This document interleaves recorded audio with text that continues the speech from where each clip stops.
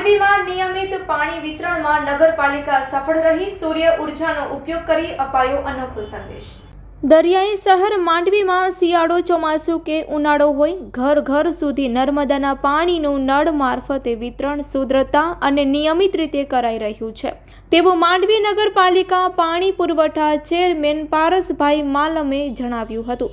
વધુમાં જણાવતા તેઓએ કહ્યું હતું કે માંડવી રૂકમાવતી નદીમાં આવેલા બોરોની સફાઈ સાથે પાલિકાના પાણીના સંપે સોલાર પ્લેટનું આયોજન ખૂબ જ ઉપયોગી નીવડ્યું છે અને અહીંનું લાઇટ બિલ જે તે સમયે 1 લાખ જેટલું આવતું હતું તે હવે શૂન્ય થયું છે। આવનારા સમયમાં નગરજનોને પાણીની સવલત સાથે શુદ્ધ પાણી મળી રહે તે માટે ધારાસભ્ય અનિરુદ્ધભાઈ દવેના સૂચનો અને નગરપાલિકાના સદસ્યોના સહયોગથી વિવિધ કામો હાથ ધરાશે। મારું નામ પારસ શંભુભાઈ માલમ છે। હું અત્યારે પાણી પુરવઠા ચેરમેન તરીકેની જિમ્મેદારી નિભાવું છું ને મારી સાથે અહીંયા પાણી પુરવઠા નવીનભાઈ જોશી સાથે છે। મારી સોલાર પ્લેટનું જે બધું પ્રોસેસિંગ છે જે અમારા પૂર્વ નગરપતિ હેતલબેન સોનીજીના ટાઈમમાં થયું છે। ત્યારે અમારા પાણી પુરવઠાના ચેરમેન તરીકે ગીતાબેન ગોર હતા। તે ટાઈમમાં બધી પ્રોસેસિંગ થઈ હતી, પાસ થયું હતું। પછી મને જ્યારે જિમ્મેદારી આપવામાં આવી ત્યારે આ પાણી પુરવઠાના અહીંયા નર્મદા સંપ ઉપર આ સોલાર પ્લેન્ટ લાગવાનું કામ ચાલુ થયું અને મારા કાર્યક્રમમાં અત્યારે જ આ કામ પૂરું થયું છે, જેનું બહુ સારું એવું છે કે પહેલે જે નગરપાલિકાનું બિલ 1 લાખની આસપાસ આવતું હતું તે અત્યારે જોવા જઈએ તો 0 જ થઈ ગયું છે। જો અત્યારે સમજી લો કે અમારી જે આખી ટીમ છે જેમાં જોવા જઈએ તો આપણે અમારા ધારાસભ્ય જે અનિરુદ્ધભાઈ, જેની પાસે અમે કંઈ બી યોજના છે, કંઈ બી કામકાજ લઈએ તો એકદમ પોઝિટિવ હોય છે અને પોતે જ જેમ બને તેમ જલ્દી આ કાર્ય પૂર્ણ થાય એની માટે સંપૂર્ણ અમને આગ્રહ કરે છે અને જ્યાં બી સપોર્ટ જોઈએ છે ત્યાં અમને અનિરુદ્ધભાઈનો સપોર્ટ પૂરેપૂરો મળી રહે છે। તેમજ અમારા શહેર પ્રમુખ દેવાંગભાઈ દવે છે, એની પાસે બી મને જ્યારે બી જાઉં છું ત્યારે જરૂરી માર્ગદર્શન મળી રહે છે। અમારા નગરપતિ જે અત્યારે હાલમાં હરેશભાઈ વિંજોરા જે અત્યારે સંભાળે છે એ બી બહુ પોઝિટિવ છે। તેમજ એની સાથે આખી ટીમ જેમાં સત્તાપક્ષ નેતા લાંતિકભાઈ, કારોબારી ચેરમેન વિશાલભાઈ ઠક્કર, તેમ બાકીના ચેરમેન તેમજ મારા બધા સાથી કાઉન્સિલરો, જેમાં મારી સાથે હર હંમેશ રહેતા પારસભાઈ સંઘવી બી હર હંમેશ મારા કોઈ બી કામમાં મારી સાથે જ રહીએ છે ને આ બધું કામ પૂરું કરવા મને બહુ સારો સપોર્ટ મળી રહે છે મારી ટીમ તરફથી।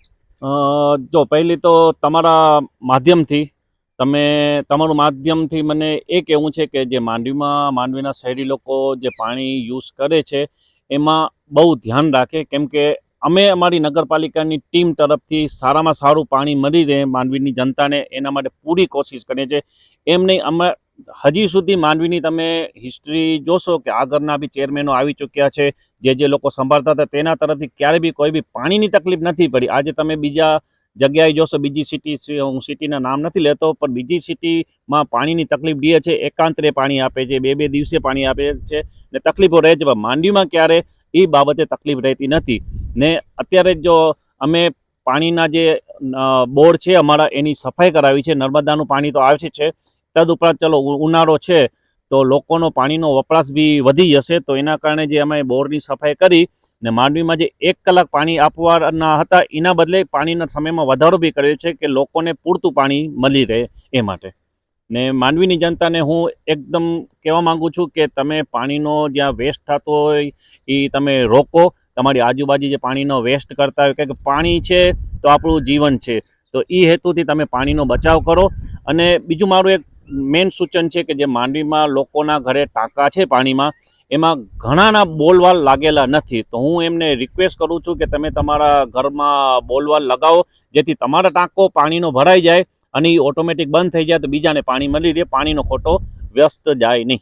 મેં તમને આગળ બી જણાવ્યું કે અત્યારે જે સોલર પ્લાન્ટ લાગ્યો છે એનાથી જે પાણી પુરવઠાનો જે ભારણ છે એ ઘણું ઓછું થઈ ગયું છે ને હવે અમારો એ હેતુ છે કે માંડવીમાં જે બીજા પાણીના ટાંકા છે જેની માટે સતત 24 કલાક મોટર ચાલુ રહે છે, ત્યાં બી સોલર પ્લાન્ટ લગાવવાનો અમારો આગળનો ચાલુ જ છે। તેની મંજૂરી બી મળી જ ગઈ છે, 1 by 1 એ બી લાગશે। તો હું અત્યારે જે પાણી પુરવઠાની જિમ્મેદારી નિભાવું છું, મારી પછી બી બીજા કાઉન્સિલર આવે જે પાણી પુરવઠાની જિમ્મેદારી આવે તો એની માથે પાણી પુરવઠાના બિલની ભારણ ન રહે, જેથી કરીને એ પાણી ના બીજા બી યોજનાઓ પર આગળ વધી શકે.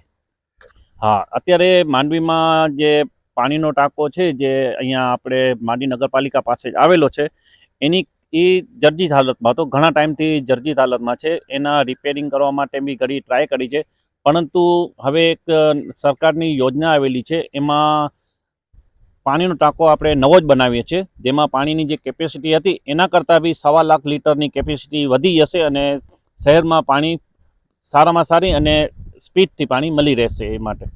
હા, એ બાબતે તો મેં ડિટેલ્સ કઢાવી છે અમારા નગરપાલિકામાંથી ને એની ઉપર જરૂરી જે બી કામ છે એના માટે સૂચનો આપેલા છે કે આજે આપણા ટાંકા જે ઊભા છે એને કેવી રીતે ચાલુ કરો અને એમાં ક્યાં કઈ જગ્યાએ શું કરવું છે એના સૂચનો હું લઈ રહ્યો છું.